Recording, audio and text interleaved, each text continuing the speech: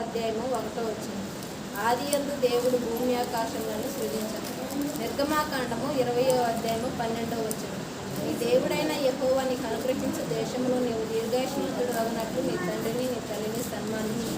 నరహత్య చేయకూడదు, వ్యభిచారించకూడదు, దొంగిలకూడదు, నీ పొరుగువాని మీద అబద్ధ సాక్ష్యము పలకకూడదు, నీ పొరుగువాని ఎందు ఆశింపకూడదు. నీ పొరుగువాని భార్యనైనను అతని దాసినైనను అతని దాసీనైనను అతని ఎద్దునైనను అతని గాడిదనైనను నీ పొరుగువాని తగు ఏదైనను ఆశింపకూడదని చెప్పాను. ద్వితీయోపదేశకాండము 28వ అధ్యాయము 2 నీ దేవుడైన యెహోవా మాట వినిన ఎడల ఈ దీవెనలన్నీ నీ మీదికి వచ్చి నీకు ప్రార్థించును. కీర్తనల గ్రంథం 1వ అధ్యాయము 1 దుష్టుల ఆలోచన చొప్పున నడవక, పాపుల మార్గమున నిలవక, అపహాసకులు కూర్చుండ చోటను కూర్చుండక, యెహోవా ధర్మశాస్త్రమునందు ఆనందించుచు దివారాత్రము దాన్ని ధ్యానించువాడు ధన్యుడు. అతడు నీటి కాలువల యోరను నాటబడినదై ఆకు వాడక తన కాలమందు ఫలమిచ్చు చెట్టు వలె నుండి అతడు చేయనంతయు సఫలమగును. దుష్టులు అలాగను నుండక గాలి చెదరగొట్టు కొట్టు వలె నుండి. కాబట్టి న్యాయ విమర్శలో దుష్టులను, నీతిమంతుల సభలో పాపులను నిలవదు. నీతిమంతుల మార్గము యెహోవాకు తెలియదు, దుష్టుల మార్గము నాశనములకు నడుపును. కీర్తన గ్రంథం 5వ అధ్యాయము 1 యెహోవా నా మాటలు చెవిని పెట్టుము, నా ధ్యానము మీద లక్ష్యముంచును. కీర్తన గ్రంథం 6వ అధ్యాయము 1 యెహోవా నీ కోపము చేత నన్ను గద్దింపకము, నీ ఉగ్రతతో నన్ను శిక్షింపకము. కీర్తన గ్రంథం 9వ అధ్యాయము 1 నా పూర్ణ హృదయంతో నేను యెహోవాను స్తుతించదను, యెహోవాని అద్భుత కార్యములన్నిటినీ నేను వివరించదను. కీర్తన గ్రంథం 10వ అధ్యాయము 1 యెహోవా నీవెందుకు దూరంగా నిలుచుచున్నావు, ఆపత్కాలములలో నీవెందుకు దాగి ఉన్నావు. కీర్తన గ్రంథం 15వ అధ్యాయము 1 యెహోవా నీ గుడారంలో అతిథిగా ఉండదగిన వాడవుడు, నీ పరిశుద్ధ పర్వతం మీద నివసింపదగిన వాడవుడు. కీర్తన గ్రంథం 23వ అధ్యాయము 1 యెహోవా నా కాపురి, నాకు లేమి కలగదు, పచ్చిక గల చోట్ల ఆయన పరుణ చేస్తున్నాడు, శాంతికరమైన జన్మల యొక్క నన్ను నడిపించుతున్నాడు. కీర్తన గ్రంథం 34వ అధ్యాయము 7 యెహోవా యందు భయభక్తులు కలిగి కలవారి చుట్టూ ఆయన దూత కావలి ఉండి వారిని రక్షించును. కీర్తన గ్రంథం 34వ అధ్యాయము 10 సింహపు పిల్లలు లేమి గలవై ఆకలి కొనను, యెహోవాను ఆశ్రయించు వారికి ఏ మేలు కొదువై ఉండదు. కీర్తన గ్రంథం 37వ అధ్యాయము 1 చెడ్డవారిని చూసి నీవు వ్యసనపడకము, దుష్కార్యములు చేయు వారిని చూసి మత్సరపడకము. కీర్తన గ్రంథం 42వ అధ్యాయము 1 ఉప్పు నీటి వాగుల కొరకు ఆశపడినట్లు దేవాని కొరకు నా ప్రాణము ఆశపడుచున్నది. కీర్తన గ్రంథం 78వ అధ్యాయము 1 నా జనులారా నా బోధకు చెవియొకటి, నా నోటి మాటలకు చెవియొకటి. కీర్తన గ్రంథం 91వ అధ్యాయము 1 మహోన్నతిని చాటును నివసించేవాడే సర్వశక్తి నీడను విశ్రమించేవాడు. కీర్తన గ్రంథం 102వ అధ్యాయము 1 యెహోవా నా ప్రార్థన ఆలకింపుము, నా మొర నీ యొద్దకు చేరనిమ్ము. కీర్తన గ్రంథం 103వ అధ్యాయము 1 నా ప్రాణమా యెహోవాను సన్నిధించుము, నా అంతరంగమును సమస్తమా ఆయన పరిశుద్ధ నామమును సన్నిధించుము. కీర్తన గ్రంథం 16వ అధ్యాయము 15 యెహోవా భక్తుల మరణము ఆయన దృష్టికి విలువగలదు.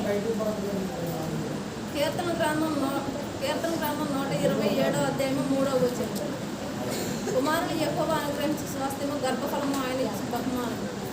కీర్తన గ్రంథం 121వ అధ్యాయము 1 కొండల తట్టు నా కన్నులు ఎత్తుచున్నాను, నాకు సహాయం ఎక్కడి నుండి వచ్చును. కీర్తన గ్రంథం 128వ అధ్యాయము 1 యెహోవా యందు భయభక్తులు కలిగి ఆయన ద్రోవల యందు నడిచేవారందరూ ధన్యులు. కీర్తన గ్రంథం 133వ అధ్యాయము 1 సహోదరుల ఐక్యత కలిగి నివసించట ఎంత మేలు, ఎంత మనోహరం. కీర్తన గ్రంథం 145వ అధ్యాయము 14 యెహోవా పడిపోయిన వారిని ఉద్ధరించువాడు, కృంగిపోయిన వారందరినీ లేవనెత్తువాడు. సామెతల గ్రంథం 5వ అధ్యాయము 3 జారస్త్రీ పెదవుల నుండి తేనెకారును, దాని నోటి మాటలు నోరి కంటే నుడిపోయినవి. సామెతల గ్రంథం 10వ అధ్యాయము 1 జ్ఞానము గల కుమారుడు తండ్రిని సంతోషపరచును, బుద్ధి లేని కుమారుడు తన తల్లికి దుఃఖం అనిపించును. సామెతల గ్రంథం 10వ అధ్యాయము 4 బద్ధకముగా పనిచేయని దరిద్రుడను, శ్రద్ధ గలవాడు ఐశ్వర్యవంతుడగు. సామెతల గ్రంథం 13వ అధ్యాయము 1 తండ్రి శిక్షించిన కుమారుడు జ్ఞానము గలవాడను, అపహాస్యుడు గద్దింపునకు లోబడడు. సామెతల గ్రంథం 22వ అధ్యాయము 1 గొప్ప ఐశ్వర్యం కంటే మంచి పేరును, వెండి బంగారం కంటే దయయు కోరదగినది. సామెతల గ్రంథం 30వ అధ్యాయము 25 చీమలు బలమలేని జీవులైనను అవి వేసవిలో తమ ఆహారమును సిద్ధపరచుకును. సామెతల గ్రంథం 31వ అధ్యాయము 10 గుణవతి అయిన భార్య దొరుకుతారదు అతని ముత్యము కంటే అమూల్యమైనది. యెషయా గ్రంథం 59వ అధ్యాయము 1వ వచనం. రక్షింపనేరక యుండునట్లు యెహోవా హస్తము కొరచు కాలేదు, విననేరక యుండునట్లు ఆయన చెవులు మందము కాలేదు. మీ దోషము మీకును మీ దేవునికి అడ్డముగా వచ్చింది. యెషయా గ్రంథం 60వ అధ్యాయము 1వ వచనం. నీకు వెలుగు వచ్చి ఉన్నది, లెమ్ము తేజరీలము యెహోవా మహిమ నీ మీద ఉదయించి. ఇర్మియా గ్రంథం 31వ అధ్యాయము 3వ వచనం. చాలా కాలం క్రిందట యెహోవా నాకు ప్రత్యక్షమై ఇట్లది, శాశ్వతమైన ప్రేమతో నేను నిన్ను ప్రేమించుచున్నాను గనక విడవక నీడగా కృప చూపుతున్నాను. మత్తయి సువార్త 5వ అధ్యాయము 4వ వచనం. దుఃఖపడవారు ధన్యులు, వారు ఓదార్చబడదు. యోహాను సువార్త 1వ అధ్యాయము 1వ వచనం. ఆదియందు వాక్యముండెను, వాక్యము దేవుని యొద్ద ఉండెను, వాక్యము దేవుడై ఉండెను. ఆయన ఆదియందు దేవుని యొద్ద ఉండెను. సమస్తమును ఆయన మూలముగా కలిగి ఉన్నదేదియు ఆయన లేకుండా కలగలేదు. ఆయనలో జీవం ఉండెను, ఆ జీవము మనుషులకు వెలుగై ఉండెను. ఆ వెలుగు చీకటిలో ప్రకాశించుచున్నది కానీ చీకటి దాన్ని గ్రహింపకుండెను. యోహాను సువార్త 14వ అధ్యాయము 15వ వచనం. మీరు నన్ను ప్రేమించిన యెడల నా ఆజ్ఞలను గైకొందురు. యోహాను సువార్త 15వ అధ్యాయము 1వ వచనం. నేను నిజమైన ద్రాక్షవల్లిని, నా తండ్రి వ్యవసాయకుడు. అపోస్తల కార్యాలు 2వ అధ్యాయము 42వ వచనం. మీరు అపోస్తల బోధ యందును, సహవాసమందును, రొట్టె విరుచుట యందును, ప్రార్థన చేయట యందును ఎడతెగక ఉండిరి.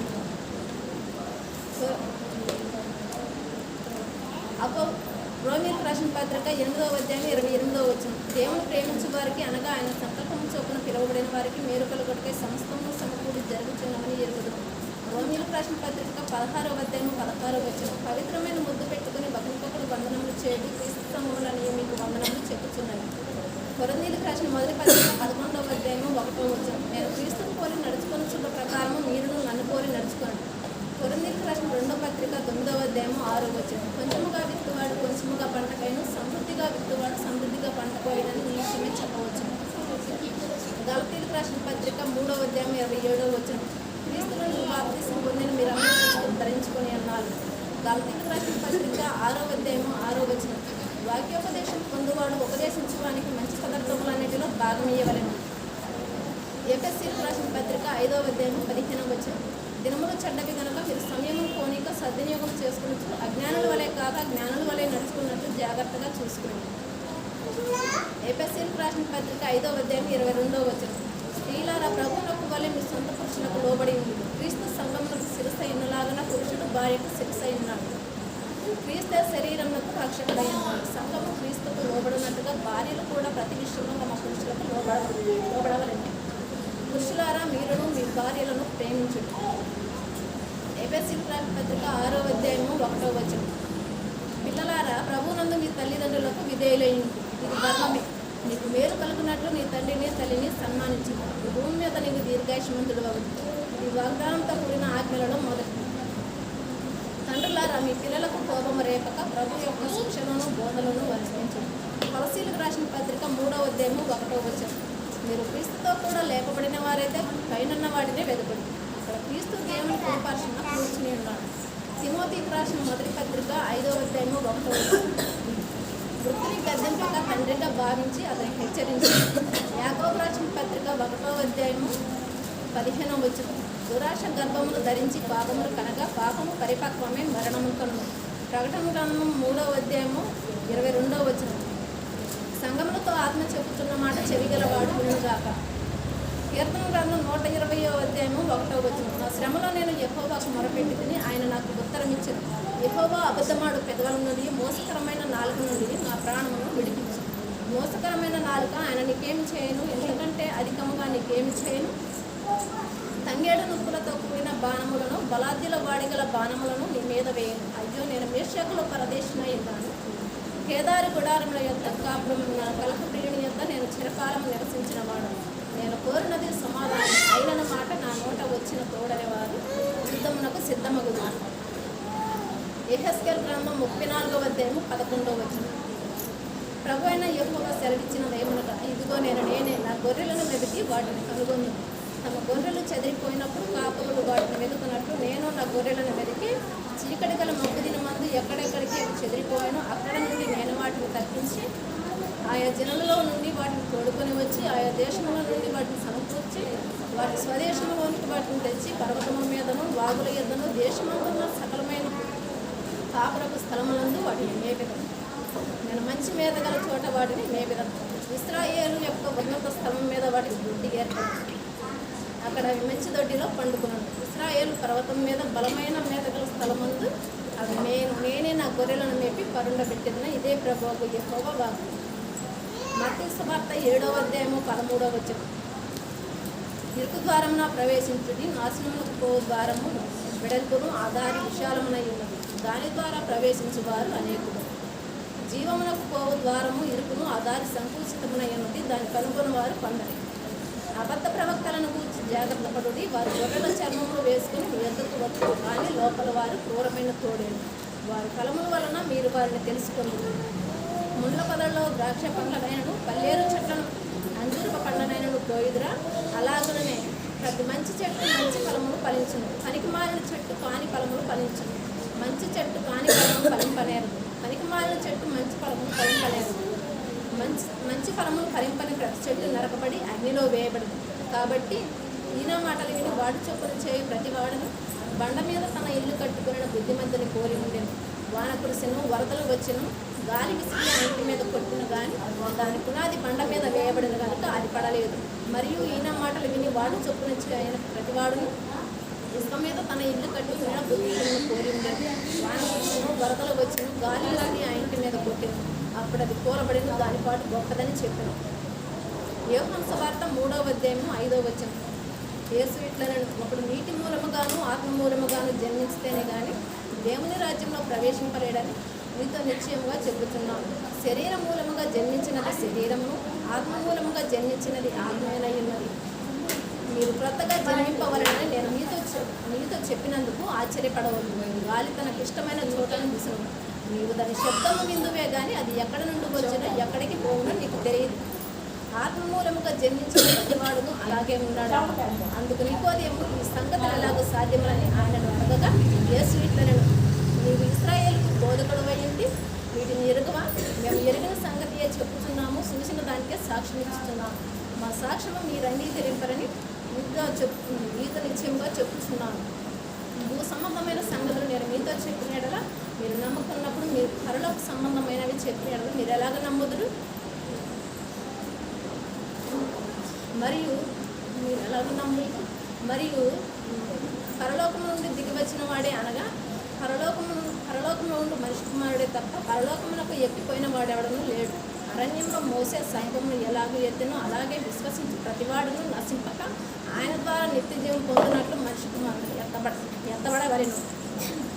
దేవుడు లోకమును ఎంతో ప్రేమించిన కాగా ఆయన తన అద్వితీయ కుమారునిగా పుట్టిన వాని యందు విశ్వాసముంచి ప్రతివాడును నశింపక నిత్య జీవం పొందినట్లు ఆయనను అనుగ్రహించదు. లోకము తన కుమారుని ద్వారా రక్షణ పొందుటకే గాని లోకములకు తీర్పు తీర్చుటకు దేవుడు ఆయన లోకములోనికి పంపలేదు. యోహాను సువార్త 6వ అధ్యాయము 32వ వచనం. కాబట్టి యేసు పరలోకము నుండి వచ్చు ఆహారము మోషే మీకు ఇయ్యలేదు, నా తండ్రియే పరలోకము నుండి వచ్చు నిజమైన ఆహారం అనుగ్రహించున్నాడు. పరలోకం నుండి దిగివచ్చి లోకమునకు జీవమునిచ్చినది దేవుడు అనుగ్రహించు ఆహారమై ఉన్నదని మీతో నిశ్చయముగా చెప్పుచున్నానని వారితో చెప్పిన. కావున వారు ప్రభువా ఈ ఆహారము ఎల్లప్పుడూ మాకు అనుగ్రహించున్నారు. అందుకు యేసు వారితో ఇట్లనెను, జీవాహారము నేను, నా యొద్దకు వచ్చువాడు ఏమాత్రమునూ ఆకలిగనడు, నా యందు విశ్వాసం ఉంచువాడు ఎన్నడూనూ దప్పికొనడు. మీరు నన్ను చూసి ఉండి విశ్వసింపక ఉన్నారని మీతో చెప్పితిని. తండ్రి నాకు అనుగ్రహించిన వారందరూ నా యొద్దకు వచ్చువాని నేను ఎంత మాత్రము రోజువేయను. నా ఇష్టము నెరవేర్చుకునేటప్పుడు నేను రాలేదు, నన్ను పంపిన వాని చిత్తము నెరవేర్చుకుంటే పరలోకం నుండి దిగి వచ్చింది. యోహాను సువార్త 6వ అధ్యాయము 54వ వచనం. నా శరీరము తిని నా రక్తము త్రాగువాడే నిత్య జీవము గలవాడు, అంత్య దినమున నేను వానిని లేపుదును. నా శరీరము నిజమైన ఆహారము, నా రక్తము నిజమైన పానమునై ఉన్నది. నా శరీరము తిని నా రక్తము త్రాగువాడు నా యందును నేను వాని యందును నిలిచియుందును. జీవము గల తండ్రి నన్ను పంపిన గనుక నేను తండ్రి మూలముగా జీవించినట్టే నన్ను తినువాడును నా మూలముగా జీవించును. ఇదే పరలోకము నుండి దిగి వచ్చిన ఆహారం. పితరులు మన్నాను తిని చనిపోయినట్టు కాదు, ఈ ఆహారము తినివాడు ఎల్లప్పుడూ జీవించని మీతో మీతో నిశ్చయముగా చెప్పుచున్నాను. ఆయన కపెర్నహూములో బోధించుతూ సమాజ మందిరంలో ఈ మాటలు చెప్పాను. తెస్సలోనికీయులకు రాసిన మొదటి పత్రిక 2వ అధ్యాయము 17వ వచనం.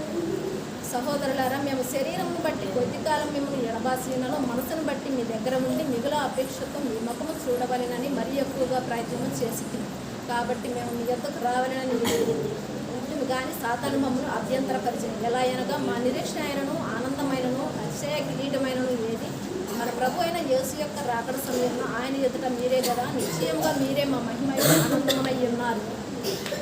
పేతురు రాసిన మొదటి పత్రిక 3వ అధ్యాయము 13వ వచనం. మీరు మంచి విషయంలో ఆసక్తి గలవారైతే మీకు హాని చేయవాడెవడు?